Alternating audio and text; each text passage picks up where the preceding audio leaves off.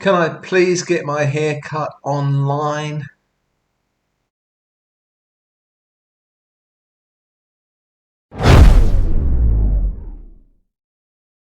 Well, today, as you probably can't even tell, I had my hair cut. Unfortunately, this is one of those things that you still have to do in the presence of another actual human being. I'm not aware of any way of getting it done remotely. So it's one of those situations that I really don't enjoy. Sitting there captive in that chair, either trying to carry on an awkward conversation or sitting in an awkward silence. Some hairdressers seem to love to chat. Others seem to be comfortable with just exchanging the minimum necessary. I prefer the latter. I prefer to get in and out as quickly as possible with as little conversation as possible. Then there are the other customers. I actually went to the barber today. It's cheaper and generally quicker. And most of the customers are men. As I was waiting, I listened to some of the conversations going on around me. Well, I didn't actually listen. I overheard some of it.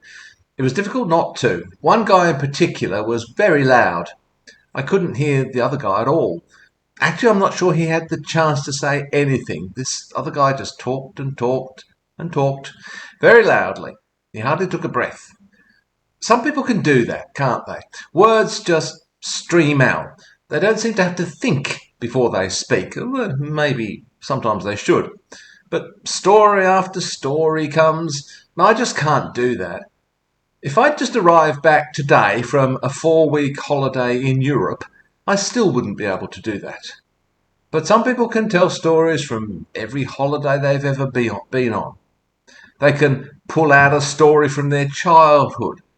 They can tell you about an argument they had with their boss in 1965. I do sometimes wonder, though, if they're just making stuff up. I'm sure the details will have been embellished after much retelling, at the very least. I just can't think of very much interesting to tell you about my life. Does that mean that my life is so much more dull than theirs is? Well, I'm prepared to admit that it might be. Do they just have better memories than I do? Again, I'm prepared to admit that that might be the case. Are they just better storytellers than me? Maybe, at least as far as oral storytelling is concerned. I might give them a run for their money in the written word, although I might need more time than they do. I usually need to think about it more. Maybe that's something else that makes me different from these loquacious individuals. Do I need to think more before I speak? I usually try to organise my thoughts. On here too. I rarely just speak completely off the cuff. Do these talkative people just think that their life will be of enormous interest to everyone else? While I think my life has been, and is, pretty ordinary. I'm not complaining about my life being dull, mind you. I've just never really looked for excitement.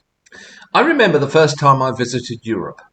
I was in the Kunstmuseum in Basel, and I entered one gallery and saw at the end of the gallery the painting by Hans Holbein the Younger called The Body of the Dead Christ in the Tomb.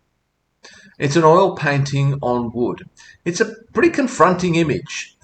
Holbein depicts Christ's dead body very realistically without any embellishments. He doesn't soften the image in any way or let the divine Christ shine through. It's just a very, very dead body. Now, I didn't know beforehand that this painting was in this gallery. And I stood there under it, dumbstruck, because it was the very painting in the very place where Dostoevsky had stood mesmerized. His wife had to drag him away from it in case it triggered an epileptic seizure. And it was a copy of this very painting that disturbed and captivated Prince Myshkin in Dostoevsky's The Idiot. Prince Myshkin declared that a person could lose their faith looking at this painting. Bear in mind that I was still working on my PhD in theology at this stage in my life. This was back in 1987, and I remember that because I had my 30th birthday while I was away. So there I was in the Kunstmuseum in Basel, where art, religion, and literature intersected with my life. standing in the very footsteps of Dostoevsky himself, before the painting that inspired one of the greatest moments in one of his greatest books. And you've probably nodded off to sleep by now. I can't imagine myself sitting outside the barber shop regaling the other waiting customers with this story. I can't imagine that many people would be interested in this story if I told it at a dinner party. But it was, for me, a moment. A very profound and moving moment. It's one of the very few specific things that I can tell you about from that trip. It stayed with me all these years.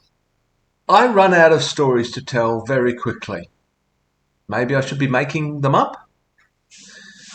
When I'm out at trivia, I always find myself at the halftime break feeling very awkward, very uncomfortable, and I'm grateful if the break doesn't go on for too long, because I've already run out of things to say before the quiz even started.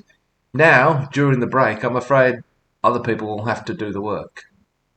It's very difficult to be interesting all the time. I'm not very interesting. I know that.